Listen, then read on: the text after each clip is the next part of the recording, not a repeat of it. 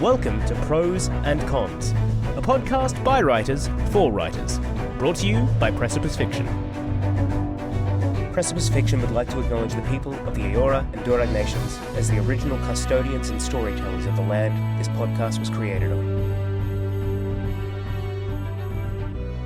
Welcome to Pros and Cons, the Precipice Fiction podcast by writers for writers, because sometimes we feel like pros, sometimes we feel like coins.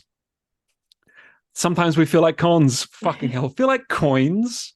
All right, whoever's editing this. Coins are nice. I was convinced you did that on purpose. I thought that was really clever. But it's not a joke. What does it mean? Well, you're a con. Okay, you can't say con properly. Okay. I think it should stay. Let's move on. Leave it. Yeah, I love it. And sometimes we feel like cons.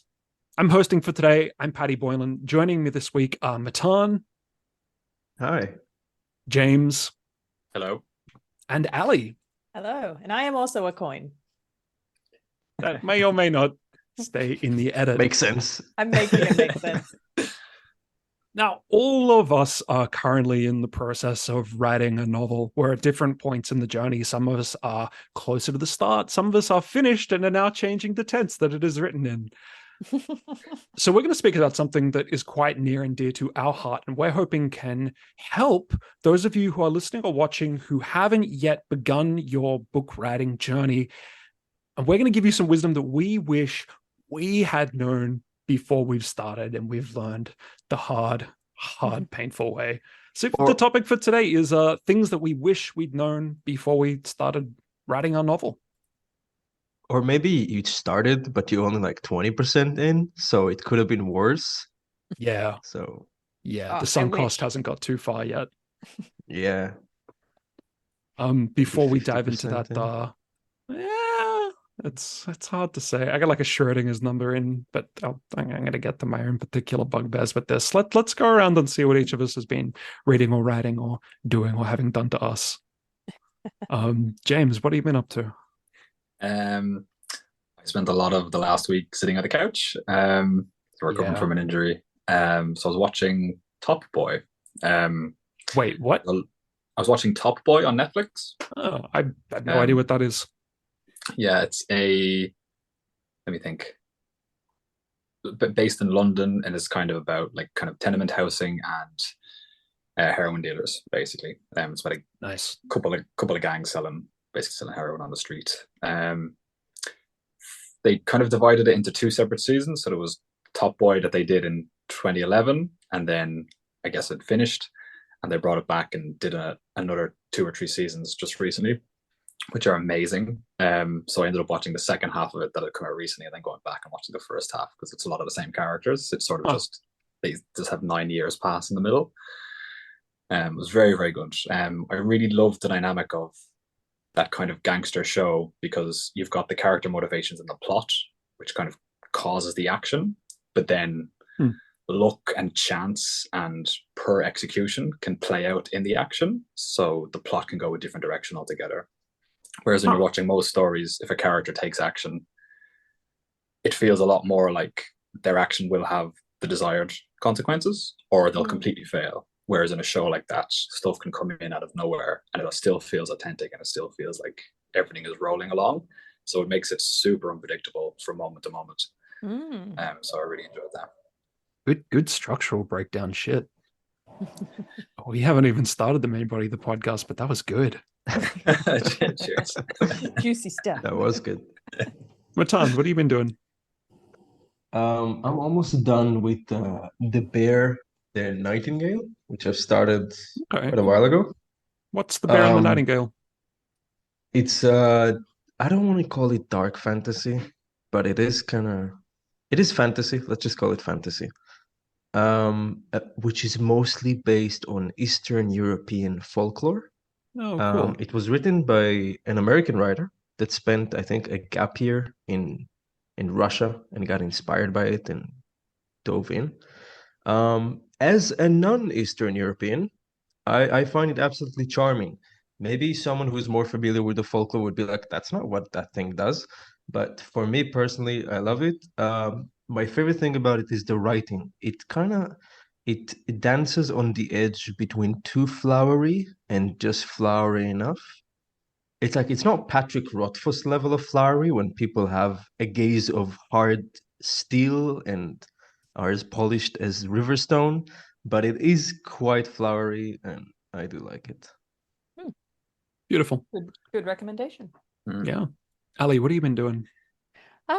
I was writing wise, I'm right in the middle of a writer's room for Metropius. You guys have heard me talk about Metropius. Right. Do you want to go over this again for the audience, those who might not know what Metropius is? So for many years in the pipeline now, but out there, you can find a 20-minute animated short film, which is kind of a proof of concept for a larger series animated TV show we've wanted to pitch for a while now. And there's also a branching storyline comic book, issue 1, and there will be 4 issues of that comic book kind of closing out that mini arc. But what we are doing now is working on the pitch materials for this bigger TV show version of the animated show, because the producers are hoping to pitch that one in Annecy at the end of June. So I'm actually working with a pretty cool LA writer over Zoom. We've been doing Zoom writers' rooms with each other back and forth. He's great. He's got DreamWorks credits. He's got Rick and Morty credits. So amazing. He's bringing some cool comedy to it.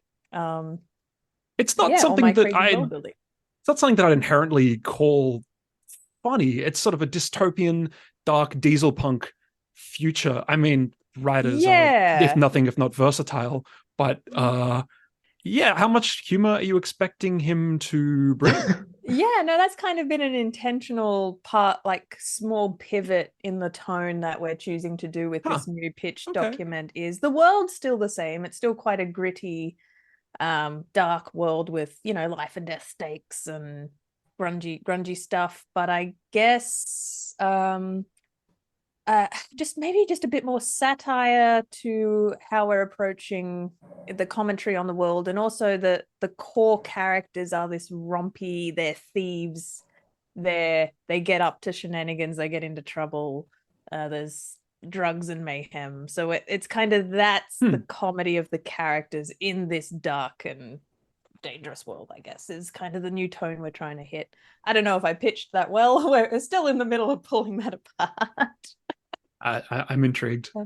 But I was a fan of what it was, so I'm really curious to see this new direction for it. I guess it's almost by going with new protagonist is what has done this. So the world's still the same, but previously we had quite a straight, serious detective trope type lead character. So that kept it quite grounded. This wasn't a character who was, humor wasn't one of his core traits. But now we've got a protagonist where humor will be one of their core traits. So that's just already giving it a different sheen, a different vibe, different energy that we're, leaning into.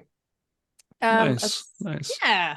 And aside from that, as you mentioned, I'm rewriting Cypress. That's still going. I'm very close. I'm only about 10K words away from the end. I want that done by the end of the month. You can bring not only did I wish I knew before I wrote, but you can bring what I wish before I rewrote my novel. Yes. That's a pretty unique perspective to the conversation, I think. Before I did this latest draft, I wish I knew. But as opposed to other things I've been consuming, I've been able to get to the movies a lot quite recently, which has been nice because there's been a lot of the big blockbuster releases I've been meaning to catch. So caught Guardians 3 in cinemas recently, caught the new D&D movie in cinemas, and also John Wick 4. And I kind of want to say out of all 3 of them, they were all quite enjoyable, but something about John Wick 4 I actually really fucking loved. Yeah, it's a lot of fun. That's the one of all of them I want to go back and rewatch first. Would you call it a beautiful ballet of violence? It's great gun fu. Definitely gun fu. Yeah.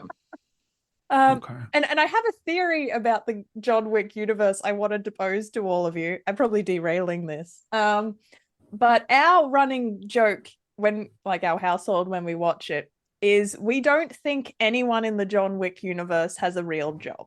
The entire economy is an assassin economy. You are either an assassin everyone. or you work for the assassins. But there's people that work behind the bar in the grungy nightclubs, right? Yeah, but so they clearly there's for assassin. They are aware of the assassin okay. economy. Okay. So they're paid by people to give drinks to people who are in the assassin economy. The only people we posit, so even like all the taxi drivers know they're just driving around either assassins or people who work for assassins. Like everyone's in on it. Just the hierarchy of working for assassins, except teachers, because there's only 2 examples of school teachers which are painted as the innocent people of the universe. One is the fucking wife in John Wick 1 who dies. She was a teacher, I'm pretty sure. And then in 4, there's a scene where they're going through a train station, and some people like give them a side eye because they're in on the assassin economy and they know John Wick's an assassin and he's chasing an assassin. But the only people who don't give them the knowing side eye is a school teacher leading through 10 school-aged kids through the train station. So we're like, she's the only innocent in this entire world of the assassin economy.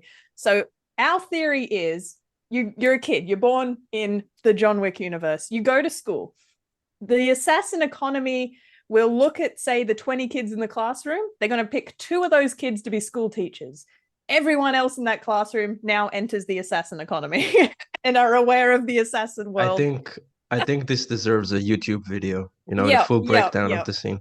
Being a school teacher is the only innocent job in the entire universe. They're the only people who go through life not being aware of the assassin. But you're telling me that they're kept in the dark. Is that the idea? Yes. So only school teachers who educate children are the only ones in the dark. As a school teacher, the protagonist of the next film, then is the school teacher finding out that the would whole be so world. good. Just finding out. Run on assassin jobs. Then you tell the Matrix plot of the school teacher working out they've been living in an assassin world their whole life. Everyone else knows about the assassins and serve the assassins. Anyway, that's my theory on the John Wick universe. Yeah. Go and watch it again. There's no one else in that movie aside from school teachers who aren't aware of the assassin economy. And drink every time you hear assassin economy. Yeah. I'm TM. Ali is trademarking this term. That's going to be my next. I actually do think this sounds like good economy. Episode fodder, man. Like if nothing is going to make a YouTube clickbait title like John Wick is the assassin economy. Yeah. We can do this. We can make it work. Or here's why only the teachers are not aware of the assassin economy. Yeah, it's only the teachers. Yeah. So I think because it gets my imagination going to try and make sense of the fucking stupid universe world building in the John Wick universe is why I'm so engaged with it more than Guardians, more so than the D&D movie, because I'm like, I need to work out how this makes sense and how people make money in this world. I need to know. There you have it. Look forward to the Assassin Economy episode by Prose Cons coming soon. Getting this train back on the rails, because I think it's gone off into the forest now. Not sorry. No, that was important. That was important information. I'm not saying the train shouldn't have gone into the forest, just that, the passengers need to eventually get to the station. And the station is talking about what we wish we'd known before we started our novels. None of us here have, I don't think anyone's here has published a novel, correct? No. We've written them. Ali, have you finished Majesty? I'm going to say no, because I'm going to go back and I'm going to edit that bitch again. So no, Majesty's still in work. Matan, you finished the novel, scream correct? Yes when Ali was about to say no. I was going to cut her off and say, she finished it. But anyway, I did finish a novel. Wow, I finished a novel. How crazy is that? Woo! Yeah. And I'm hoping to finish the second one soon. Yeah. You will finish the second one soon. Oh yeah, I have to. I have this thing where I think I've finished it, and then a couple of months later, from distance, I change my mind, and I'm like, I can go back and edit that. I'm yet to break. Who can stop me? Yes. And James, you're juggling a few things, is that right? Like, I know about several ideas for novels that you have, and I know you've been writing several. Is that more or less? Yeah. Yeah, I'm pushing ahead with a Scavenger's Tread at the moment, and I'm going to try to pick up Bring Bardo again in July. And I've been tooling around with a third thing as well. But Ooh, Burnham Bardo it's the third. and the third thing are sort of around 10,000 words, first couple of chapters written. Not sure where the plot is going after this. Kind of have an idea where it ends, but the whole middle of the story is open to needs a bit of planning and needs me to kind of push ahead and try and structure it. So planning. I'm learning a lot from writing Scavenger's Tread for like this exact topic, the things I should have known when I started and things that I will put into my planning for the other two novels when I pick them back up. Yeah. Alex, one of the co-hosts on this show, not on this episode today, he reads a lot about writers and writing. He's a real font of wisdom when it comes to this stuff. And the more he drinks, the more he'll talk about it. It's fantastic. He was saying once that there was... He read some piece of advice that's something like, if you... And how much this applies, I don't know, but I thought it was interesting. If you pour your heart and soul and everything you have into your first novel, you should probably know in advance that your first novel probably A, won't be great, or B, just won't do that well, because it's your first novel and it's such a tiny fraction of writers whose first novel is amazing and does really well. I mean, we can name some, but the only reason why we could name them is because they got famous. So it's sort of a self-selecting group. We don't hear about the stories of novelists whose first novel was just kind of flat and didn't go anywhere. So I think there's something to be said for just like getting your maybe trash out of the way. If you've got some worse ideas, write them first and then save your absolute Da Vinci piece for when you've got a little more even on experience. that note, some writers whose first novel is extraordinary, is it really their first novel? I'll chuck Patrick Rothfuss in here. He took 14 years to finish The Name of the Wind, and by his own account, by the time he finished it, it wasn't really the book he wrote at the beginning. He's basically been writing the same book multiple times, so it is titled and maybe even has the same concept as his first book, but it's like the metaphor about the ship, the allegory. Yeah, the ship of Theseus, right? That's what I was just thinking. Exactly. The ship of Rothfuss. Is it still the same? What is that metaphor? Theseus went on a sea voyage and his ship was damaged and repaired and damaged and repaired. And when it came back, some beard-stroking philosopher said, but is it the same ship you set out with? Because it's, I don't know, it's got none of the original parts or something. Every part's been replaced. Yeah. Right. Yeah.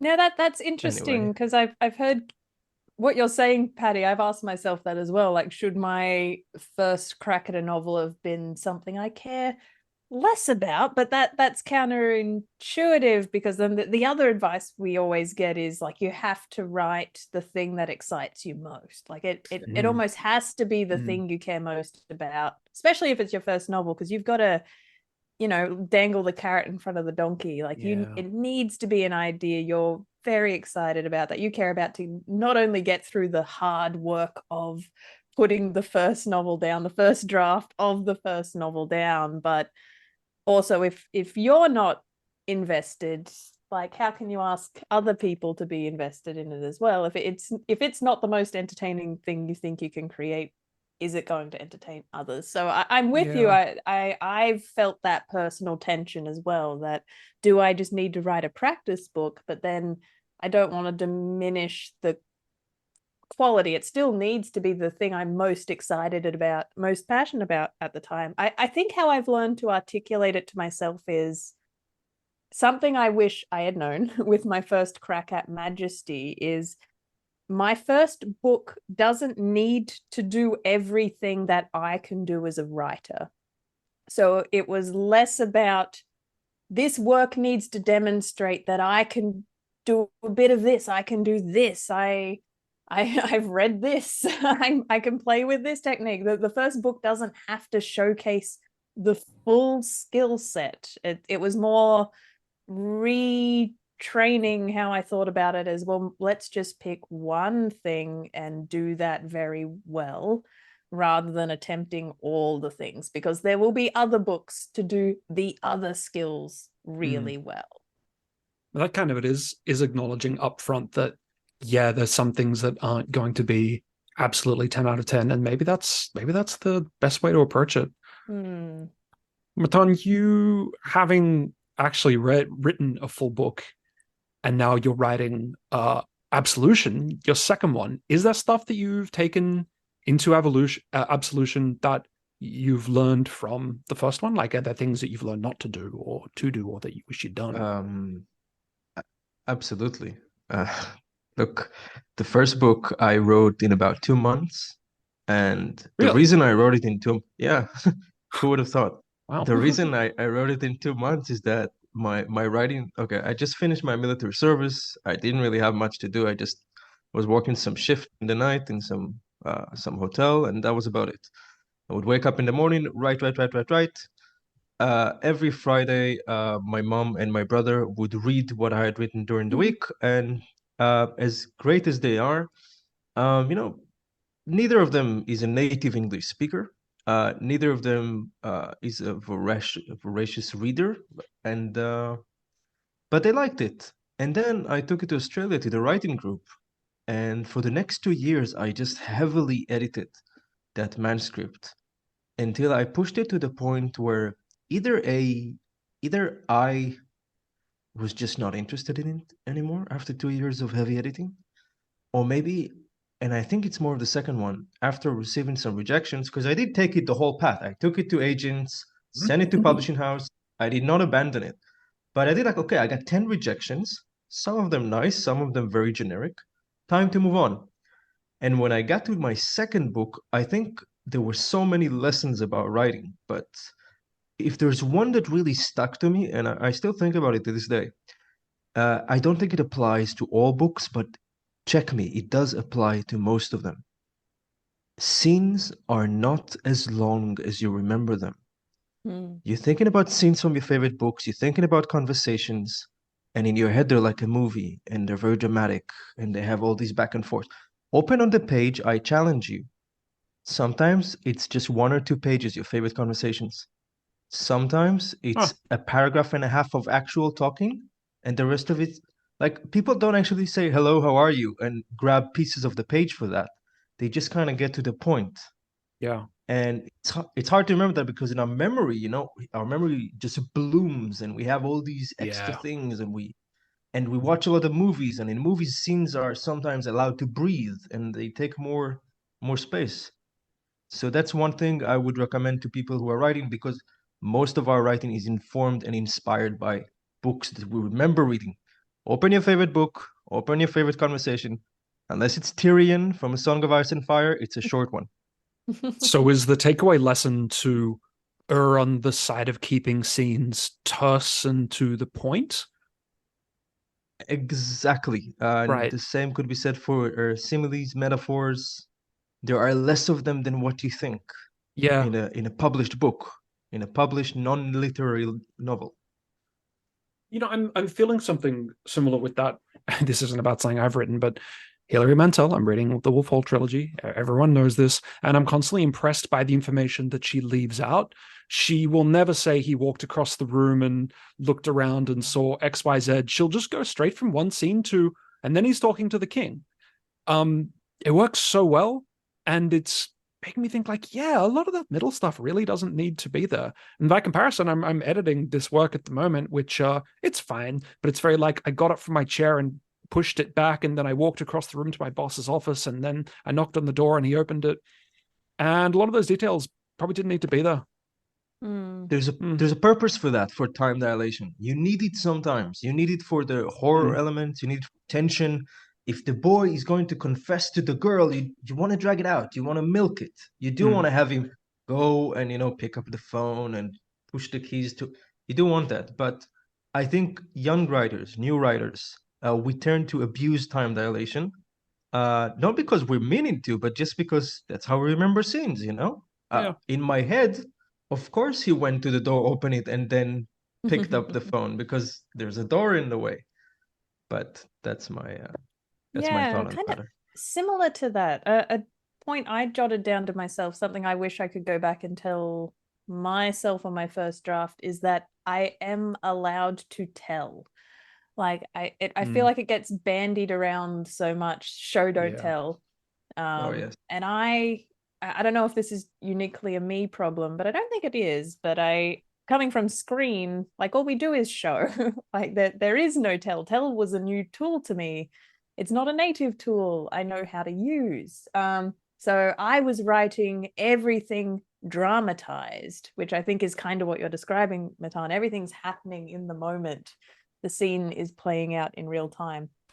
And this idea that I could step back, use prose to pull back and move time along as quickly as I need it to kind of as elegantly as I can move to the next thing, as seamlessly as possible, and link it only through interiority or linking it through emotions or a logic train of thought rather than dramatized moment to moment things. This is a tool I'm trying to embrace more now in the current Cypress redraft I'm doing, in that I hope I'm pulling it off, but the very last scene I wrote, I started in kind of real-time dramatized, and then I leap back into Will's thoughts. He's thinking about a moment the night before by the fire.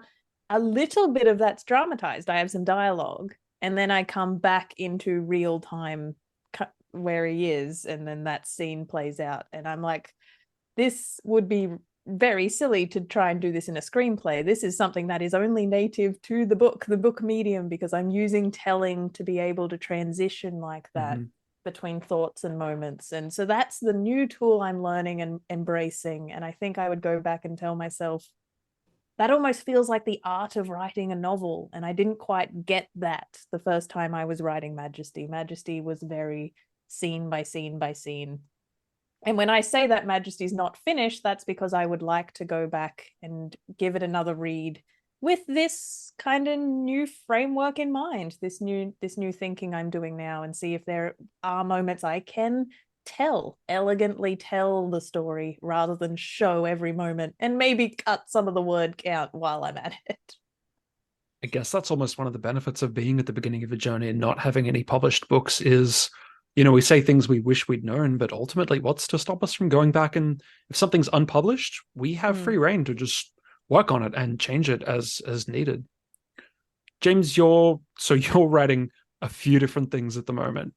Yeah. Are there ways that like A informs B and B informs C? And yes, I definitely feel like Scavenger's Tread is kind of me trying to get the discipline of writing regularly, and also the process of having a functional story from start to finish, because I've spent so much time writing the first half of things and so little time writing the end, and having the two ends meet and it makes sense in the end.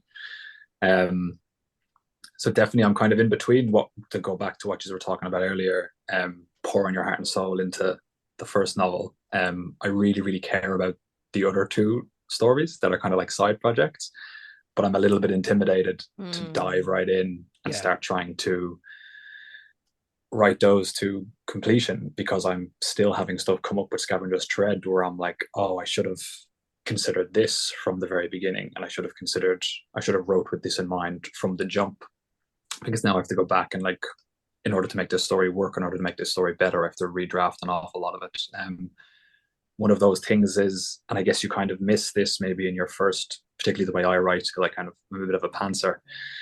You might make promises early on that then don't, that's just something you put in, and then you're like, oh, well, I don't need to really have that as the main part of the plot. But then you kind of write the story on, but then realize that that promise is very important to the plot, but isn't really delivered upon later on. So you have to try to think about, is there another way for me to have the plot happen in the same way, or do I have to now create a subplot which alleviates that promise? A big part of Scavenger's Tread is that it's a story set in I feel like I should just have like a sign that just says post-apocalyptic zombie settlement,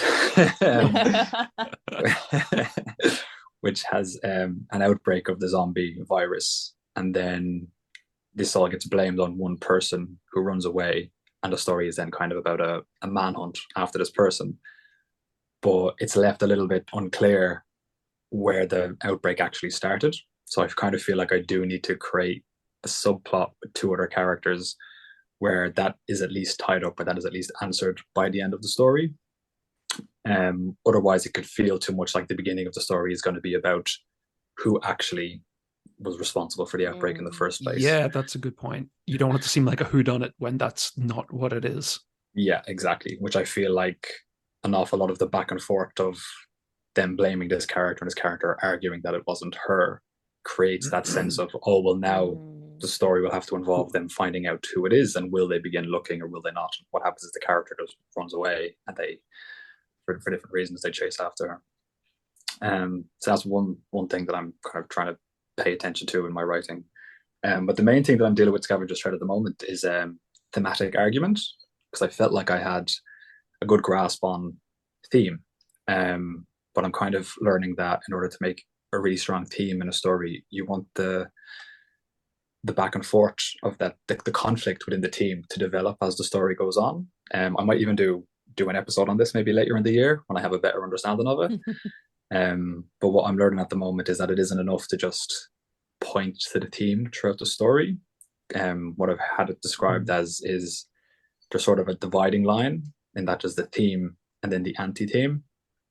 And all of the characters in the story are on one side of this line or the other, but your main character is wavering between the two. And it's almost like there's an angel and a demon on each side that are arguing. They serve as arguments throughout the story. So this makes the theme, it's not just a set thing from start to finish, it's something which evolves and you learn more about it as it goes on. And then towards the end of the story, your character will end up on one side or the other, either, you know, depending on whether or not they choose to go with the team. They often get what they need in that story, or if they go with the anti-team, they may get what they want because they followed their flaw. And that can be how that works out. I use the example of Titanic, I think, as a good example of explaining this. If we take the theme of kind of class conflict, all of the characters were on either the lower class or the upper class, whereas Rose was sort of being pulled between the two with everyone she met. And although this was, you know, the plot involves this, like this is kind of separate from the sinking of the ship, but the sinking of the ship is the catalyst that makes her eventually choose to go with Jack because she's being lowered down in the boat and choose to go that. You can also argue that the theme was love, and that kind of plays out as well. So I'm noticing that the main character in Scavenger's Thread spends a significant amount of time by herself in the middle of the story because she's being chased.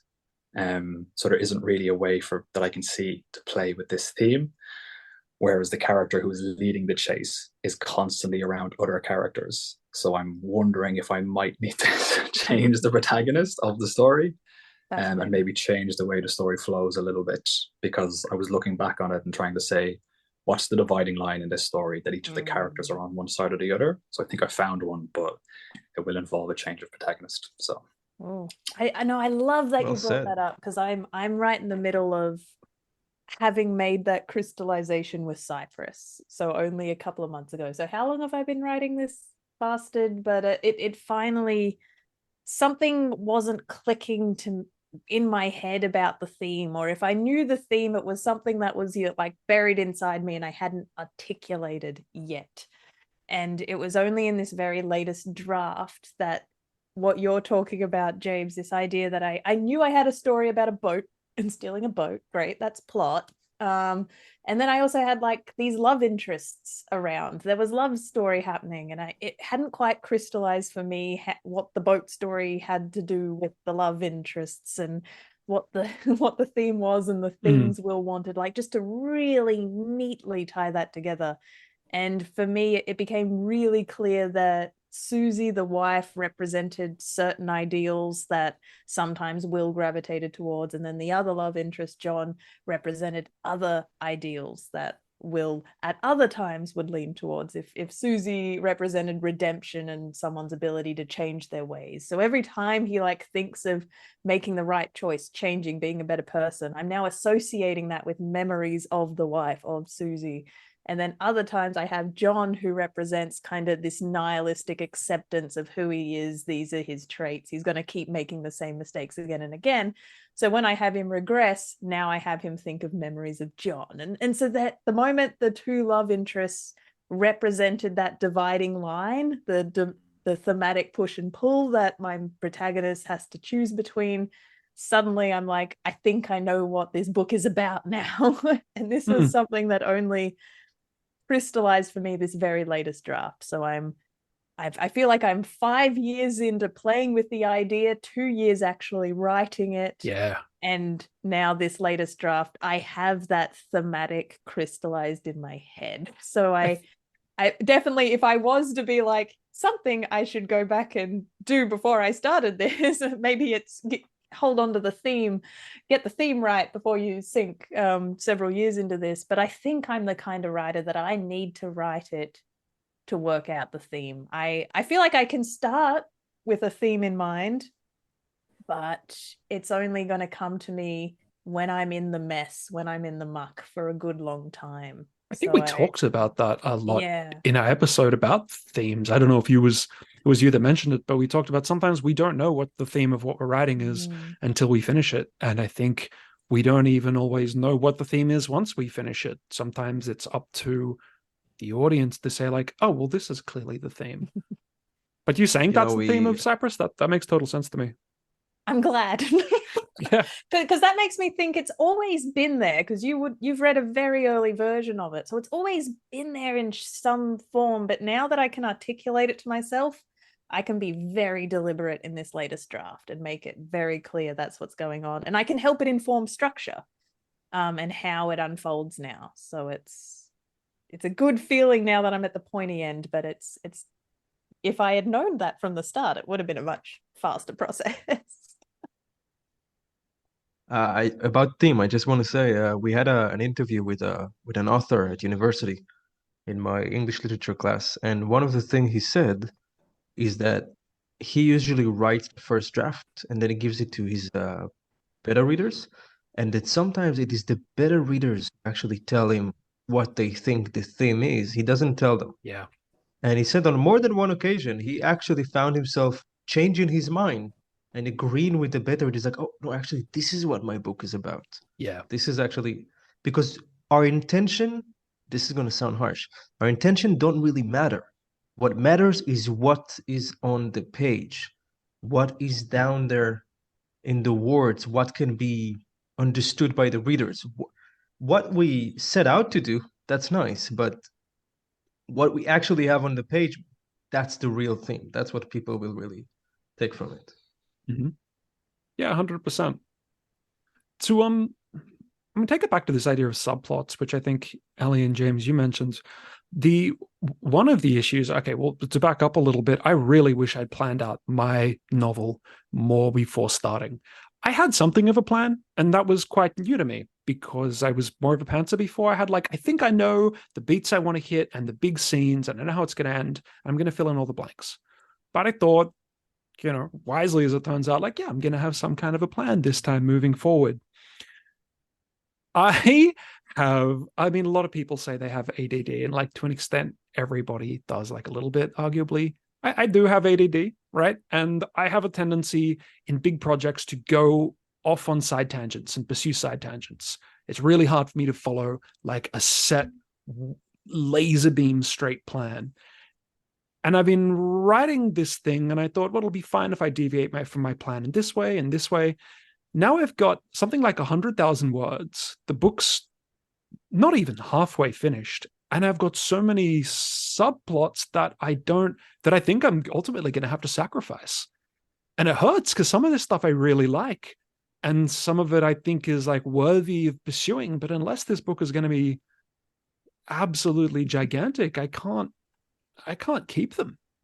So what I'm going to have to do now is, I'm doing this now. I've got this mentorship, which I'm really grateful for. And that's keeping me accountable. And I think we should actually do an episode on accountability in writing, because I know I got to go to my mentor and deliver her all the scenes I've got and all the material I've got. And it's going to have all these little notes saying like, listen, I don't think I'm going to keep this. I don't think this is going anywhere. This character here, maybe ignore this guy because that kind of sucks. And it's making me realize that, yeah, what I should have done is had a really rigid plan and stuck to that and been more disciplined. Ironically, if I'd kept to my theme, the theme that I knew I had, it would have led me on a more straight path. I don't know if you guys have encountered anything like that. Like, we've all got different processes, but especially... Can I just ask, was the theme your original inspiration for writing the story? Yeah, I've always had a really... Okay, I'm quickly, for those who don't know what the story's about, the guy is main character, suburban man, he fears that society is on the brink of collapse. It could fall apart at any moment, and he is doing everything he can to protect himself and his family from that eventuality. So he turns his house into a suburban fortress, and he gets very slowly more politically radicalized, etc., etc. The idea has always been rock solid in my head. I know exactly what I want to happen in the end, etc. So, yeah. That's quite like what Ali was saying, because you had your story, Ali, and then the team was sort of there, even though if you weren't aware of it. And Paddy, I guess you were writing a story and the team was informing that. And then if you decided to change the theme, the story that you had in some way informed the original team and maybe didn't inform or maybe didn't work with the new team that you brought in. So that can be, I think pretty much, yeah. I guess theme kind of unconsciously can affect the story that we're writing. Yes. We talk about this a little bit in TV writer's room and TV structures. So we talk about televisions having story engines, in that if you create enough, like an exciting enough central conflict and exciting enough characters, this is an engine that is going to keep bouncing off each other. These elements will keep bouncing off each other and creating conflict and drama until the end of time. So that's how you would pitch a television show. You don't pitch it with a clear episode topic. Story engines. Yeah. Because you wouldn't pitch it as a clear beginning, middle, or end, because then you've pitched a feature film. You haven't pitched something that can keep generating content. And the idea of theme then, and having a very clear idea of what your show is about, is because you've got this engine that in theory can generate infinite storylines over here, over here, over here. So how do you as the writer's room curate which stories you're actually going to focus on episode to episode? When you can go in many different, are these characters going to fight this episode? Are these going to, like in theory, they would naturally come into conflict over that. Is it worthy of us writing a whole episode about that? The question you ask is, well, is it in conversation with the theme? The theme becomes the thing you curate what you generate by. So a bunch of writers in a writer's room tossing out all these ideas. Great, we spitball this, we put that up on the wall, that on the wall, that on the wall. Once you've generated all that content, let's go back to the theme, take a step back. What's the show actually about? Okay, that conflict does highlight the theme. It is in conversation with the theme. The characters are pushing, pulling that. Great, that does deserve a whole episode. That one will be funny. That's entertaining. That's high stakes. Yeah. Is it about the theme? No, we can leave that on the cutting room floor. So it's kind of the lighthouse beacon that you have to stick by, right, in order to not go way too out. Back. And that kind of, it sounds like that's what you're grappling with, Paddy. You do have something that can generate all this interesting stuff, but now you're taking the step back and being like, well, is it in conversation with the through line? And you have to be like, oh God, I don't think it is. Maybe it's going to end up on the cutting room floor. Yeah, it sucks. It really sucks. I'm just thinking back to all the time that I'm not going to say wasted, but I probably would have something closer to a finished manuscript by now, and I'm starting to feel, well, I've got past the point where I'm feeling burnout. I was feeling a ton of burnout for this because I've been writing for ages, and I feel like it's just getting bigger and not resolving itself. Now that I've had a break, I can come back and apply the things that I wish I'd known and focus it a little bit more. I've talked about rumination before, I think, on our creativity episode, but I'm such a big believer in the time away from a project and coming back, in that your brain has been working on it in the background, even though you're not aware of it. And again, it's because this is me saying, I finished Majesty, and then I've not touched it for, God, it's almost been a year. And now I'm itching to get back to it, because even though I haven't been actively thinking about it, I know inherently now what that manuscript needs to take it to the next level. I'm ready to tackle it. And I say I've been writing Cypress for 2 years. Obviously, that hasn't been 2 years nonstop. I've been doing other things. I put it down for 3 months. I come back to it. And in the 3 months is when I work out what it needs, even if I'm not thinking about it actively. In a 3-month break is when I made the very silly but good decision to be like, what would happen if I rewrote it in first person? And then I've been pursuing that, and I it's kind of untested. It's a bit scary, but I think it is in its strongest form that it's been so far to date. So that's reassuring. And I guess another thing, a slight deviation, but speaking to speculative fiction, and I think we do have a lot of speculative fiction listeners primarily, because that's kind of the core of what Precipice Fiction have been doing, is when I set out to write Majesty. So there's kind of this, another phrase that gets bandied about is, write for yourself. If you care about it, then other people will care about it. But I had to learn very quickly that that's a lie. Because Oh, you think so? for speculative fiction, what got me really excited about writing this world was I get to show off all my world building. I get to talk about how this character was related to this character, and maybe that hints at how 2 generations later they have some tension. I might find that infinitely fascinating, and everyone else on the planet is going to find that fucking dim and boring, and they don't want to read about that.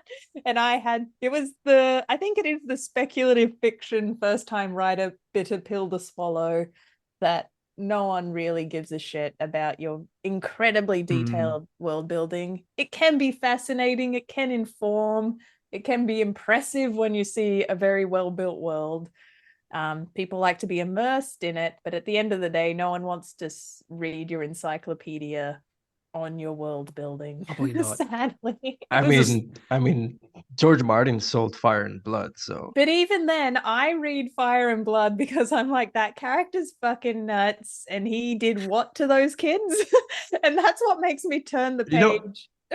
Fire and Blood is a perfect example of, in your head, you remember it as this ultra detailed movie with scenes, and in reality it's like a Wikipedia article. Yeah. So but I could find it really fascinating that they built a religion around constellations and spend 3 paragraphs on it, and those are the first 3 paragraphs that are gonna have to get cut because no one cares.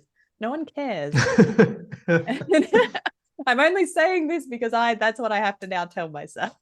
That's what the listeners have to hear. Yeah, it's what I had to hear. Matan, sorry, go ahead, Ali. No, I got to say, I think a lot of people get into speculative fiction because we love world building. We love well-built worlds, and then we love the excitement of building our own worlds. But then it's just remembering that we're writing a story at the end of the day. When you actually sit down to do fingers on keyboard, you're writing the story. You're not it's not a vehicle for showcasing your world building. You're telling a story.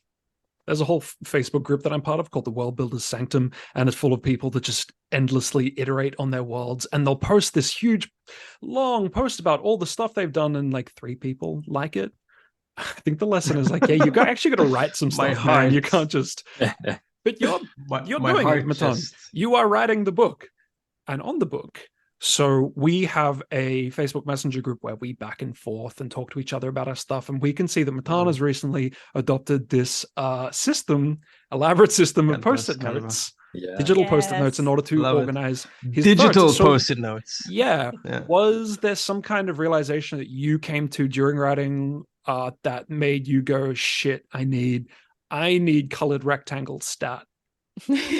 Okay, let's be like 25% honest and say that shit is just fun. Okay, let's put it on the table. I love it, I enjoy it, but listen, a lot of times when we write, especially if we want to sit down and get our word quote for the day, like get our 2,000 words or 1,000 words down, sometimes we cut corners. Like we'd put a character, we won't exactly know why that character is there, but we just kind of need it for that second. And the post-it notes help me put the stuff that I didn't write in my head. For example, I don't need it to be in the book that character was abused as a child, and that is why he's nice to the young protagonist.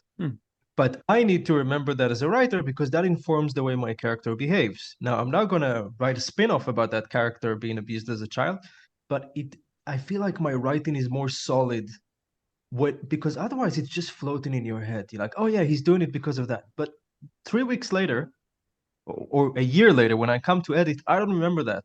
And I look at his behavior, like, why is he behaving that way? So the post-it notes help me keep it organized. I also use them for world building. I think one of the notes is how much a bread costs, just to have like an anchor to go about. Yeah, Ali knows what I'm talking This about. is why I you think. should never start writing a fantasy book. Like, that's your life from that point on. Oh God, you know how many? What a rabbit hole, man. Anyway, I think as far as world building goes, I love it. It is fun, but it is not what you set out to do. Like Ali said, people will only care about your world building if they care about the characters occupying that world. They will not. It doesn't matter how cool your version of dragons is. What matters is the person the dragon is trying to burn interesting.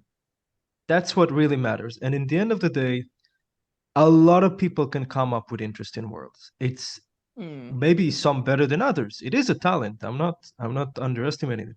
But a lot of people could sit down and come up with some cool shit. But it's the ones that make the characters alive with conflicts, with hopes, with dreams, with obstacles. These are the worlds that we end up hearing about because they're occupied by interesting characters with real problems. And at the end of the day, humanity, I believe, is the most interesting part of any story, like the people going through stuff. You look at Game of Thrones, Song of Ice and Fire, all the world building he's done. I believe he said in interviews that when he started writing it, he had no idea about any of that stuff. He was just tossing things in the air, writing about a bunch of boys finding wolves in the forest. And it did start with the Starks, with the family. There's a bastard kid that nobody likes. There's a son that is afraid to appear as weak. There's a king that's coming to ask for a favor that the Lord doesn't want to do. Basically, writers who haven't started their books, know your characters, what matters to them, what they need, what's in their way, and then worry about how much bread costs. Yeah, on that, if I had to go back and tell myself something I wish I had learned when I was writing my first book, or had known, speculative fiction and fantasy is starting in hard mode. So it's writing now in historical fiction in my second novel has been so much easier. So between you and me, this world exists. If I can Google the price of bread in the year to find that out. There are facts. If you're writing contemporary, the world is built. You just show it. Yep. Building a world alongside simultaneously building interesting characters and plot is just an extra feat that, we do it because we love it. We love this genre, but it's just being aware that you're starting your first novel on hard mode. So and going easy on yourself. I'm not saying to avoid it, but when it suddenly seems really hard, that's why you've started the game on hard mode rather than easy mode. Historical fiction is easy mode because it's like that. Sorry, please finish your thought. Yeah, just because I get to focus on character, on how can I make this plot work within, a plot that has already kind of been gifted to me by real people 200 years ago. And I can just highlight the interesting parts. You know that advice, the best diet you can go on is the one you'll actually stick to? It's that for writing, right? The best book you can write is the one you'll actually write. And sometimes you can bite off way more than you can chew. We're going to take a very quick break and we'll be right back with more nuggets of wisdom. And we're back. We hope you enjoyed your break as much as we enjoyed ours. I wanted to ask you guys all a question. Now that we've had some more experience, and no doubt being writers, we're already looking at the next thing we want to start writing. When you start your next book, what are the big takeaways that you want to bring to it? Like before you start, what are the things that you really want to apply that you've learned from writing your current or your last thing? Because I've got a ton. I got two things, real quick. One thing I'm sending all you listeners to the really fantastic podcast episode James did on mystery. Look it up; it was really good. Is have a lot of secrets in your novel. We haven't published that yet. I don't think that's come out yet. Then, if you have a time machine, you don't need a time machine. Just need to wait in the future. Get hype for it. Okay. Yeah, it's gonna be great. Paywall. Anyway, have a lot of secrets. Have a lot of secrets in your novel, but constantly divulge the truths. You cannot just have secrets. You cannot just have secrets and keep them all and aha, you know nothing, reader. You got to slowly give them something. You got to have a trail of breadcrumbs. You got to pace yourself. Keep the juicy ones for the end, and give some false truths, make them think they know the secret. Oh, wait, actually, it's not what you thought. And the second thing is flavor. A lot of us with our character sheets, we're so excited to show you how this character is tough, this character is a coward, this character is honest. So we think, how are we going to show it? We're going to have a scene showing that this guy is tough. And the whole purpose of that scene is to make that guy look tough. No, flavor must go in scenes that belong in the story.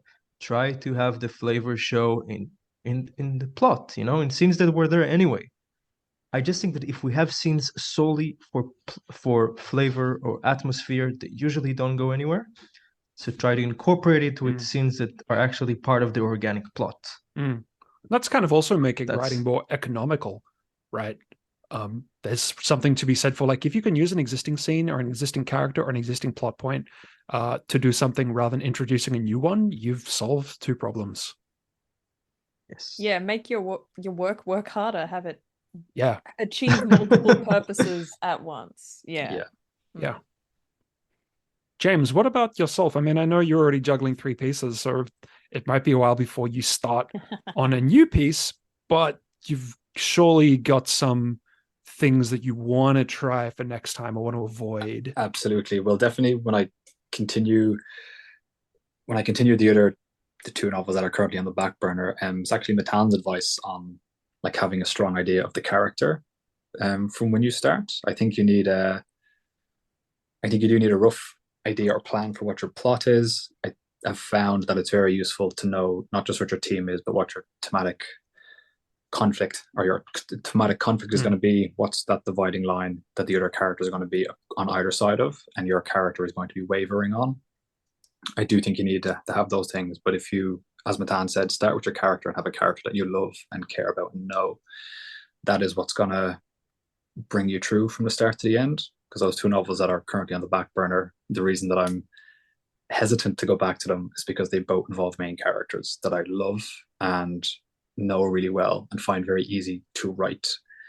It's just a matter of finding what is their adventure, what is their story going to be about. So that I'd piggyback on Matan's advice of knowing your character. What about you, Ellie, when you've finished the umpteenth version of Cypress?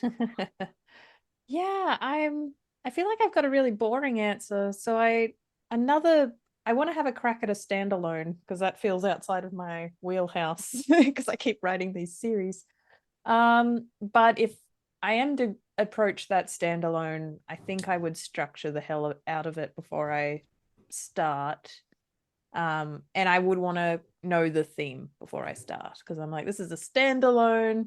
I don't want to spend 100K working out what it's about. I think it's going to be one of these ones where I want to know what it's about, what the thematic push and pull is before I think I'll challenge myself to know it as well as possible because it's standalone, that I can hold that all in my head at once. And I would even understructure it because I now know that my habit as a writer is I'm going to overwrite. If even I'm like, this is a structure, I'm following Save the Cat, I'm following the hero's journey, I've followed the structure, I've beated it all out.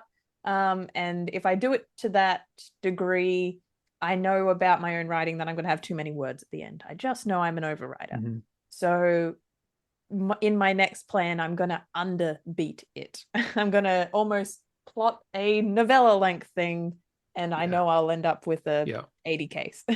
So I guess my only other advice would be to know if your habits, learn your habits. Are you an underwriter? Are you an overwriter? So you can start to like put rails around yourself as you dive into the next one. You can try and control what to navigate around, what you would accidentally gravitate towards. So I know that I know theme is a weakness, so I'd think more on theme, and I know overwriting is a weakness. Yeah. Mine is really similar to yours.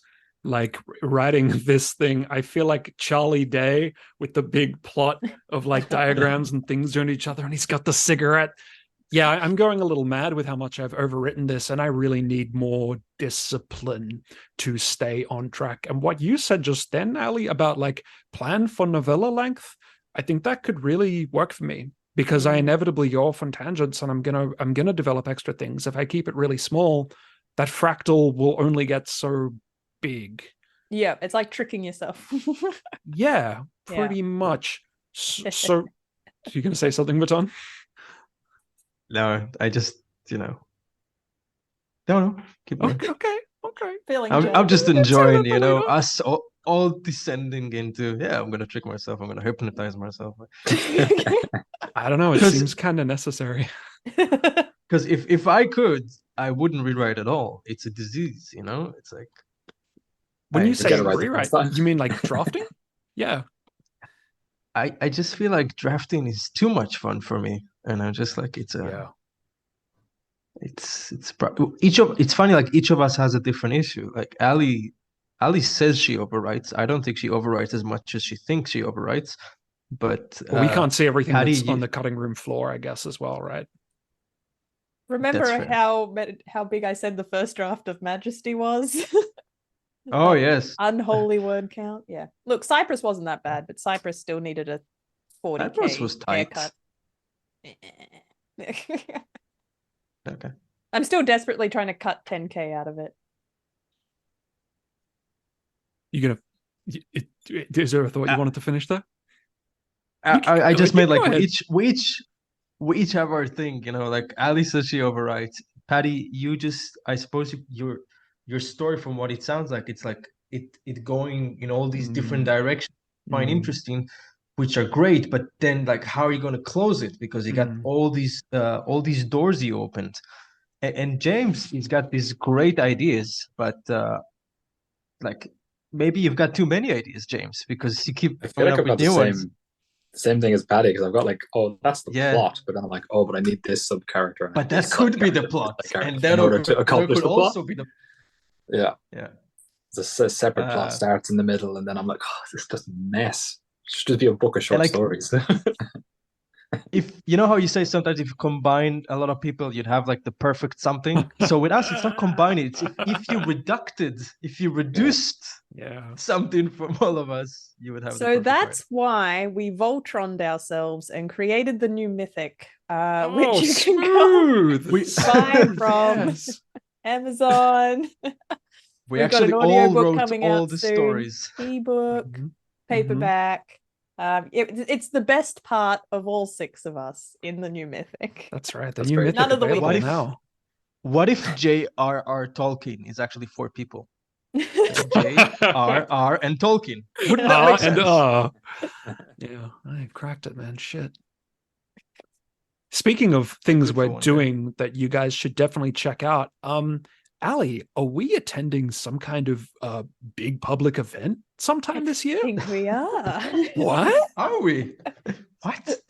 It'd be alarming if we didn't know. So yes, in June, if you're in the Sydney catchment area, it is the weekend of June 17th, 18th, which is also my 30th birthday weekend. So now you've got no excuses not to come visit us. We've got a stall at Sydney Supernova Precipice Fiction. And by we, I mean Alex and I, because we'll be the 2 in the country at the time. Everyone else will be international. But come along, say hi to us, grab a copy of the new mythic. And we've also got a few other, we're also selling art from the book, which is really cool, art prints. And we'll also have audio snippets. Alex has been doing the music for the audio book. So there's audio snippets. It's going to be a visual fun feast, our little Precipice Fiction stall. So please come along. Say happy birthday to me. It's also going to be Paddy's birthday, but Paddy won't be there. I won't be there. Worth knowing that it's also Paddy's birthday weekend. And also, if you're in the Sydney area, Vivid now costs money. So Supernova is free entertainment. Yeah. It's not free, but I like that sentiment. you will have to pay. Save money on Vivid, spend it on Supernova instead. Come and make our stall look there busy. You go. Meet Ali and Alex in person. They're even better in the flesh. wish them a Yeah. happy birthday. I mean, wish only Ali a happy birthday. You could wish, Wish Alex a happy birthday anyway. Could be wasted on him though. And the other bit of exciting news is then the first weekend of June, we're doing a Precipice road trip to Canberra because it is the Aurealis Awards, and our own Matan is nominated for an award, and Yes, he Phoenix is nominated for award. Yes, But he is. because they're overseas, it is the Sydney locals who will be representing Precipice Fiction as publisher, That's right. going along to receive their awards if they Mhm. receive them. Otherwise, we will happily applaud the people who beat Phoenix and Matan. And Ali, these award-winning stories, is there somewhere that listeners can find these stories and read them for themselves? I think there is. You can jump onto Amazon, and if you type in Precipice Fiction or the New Mythic into Amazon, you'll find an ebook or paperback. We're trying really hard now, but we're excited, guys. We are. Honestly, look, this is the culmination of several years of hard work. I've been talking about Majesty nonstop. Matan's been talking about Absolution. So, like, literally, if you want to know more about those worlds and the exciting world building and constellations and shit, the Stolen Sword and Glyphlight touch on the world building of the stories we've been discussing in today's podcast. So, Absolutely. we're never not in those worlds. We've been with them for a long time in The conclusion. curse.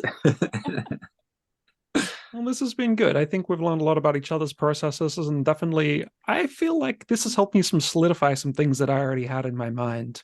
Talking out this stuff out loud has actually, made me kind of realize I got to take some action on some things. Oh, sorry, my internet cut off. I'm back. You're back. I was praising your I'm excellent back. story, Glyphlight. Oh, Would've been the thank only you. thing you did. I just wanted to say that if me or Phoenix actually win, I fully expect a 3 a.m. video call to wake me up, all right? Okay. Like, don't let me wait for the morning. If I wake up, I want to know, okay, I woke up naturally. It's probably because we didn't win. But if I hear the phone ringing, What we're actually going to do is wheel out a TV onto the stage, and you think it's just going to be us, but you're going to be addressing the entire audience and take your acceptance speech Wow. at 3 a.m. Yeah.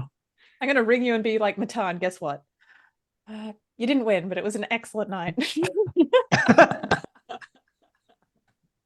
all right. Ali, do you want to close us out with a quote? I've got a quote. So on what we've been talking about, things we wish we'd known, we have a quote from Mark Twain.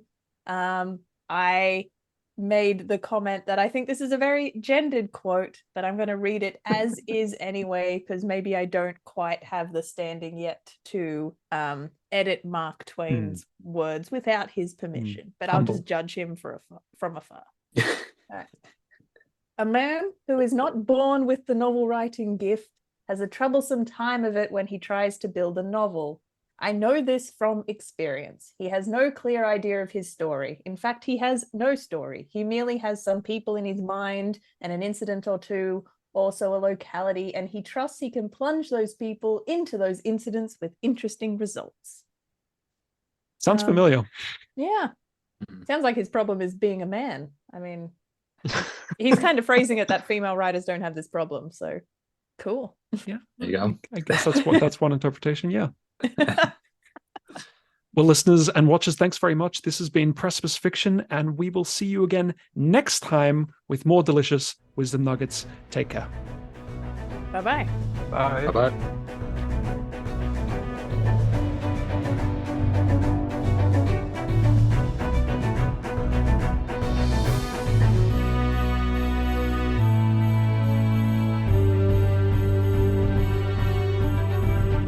You're listening to Pros and Cons, the Precipice Fiction podcast.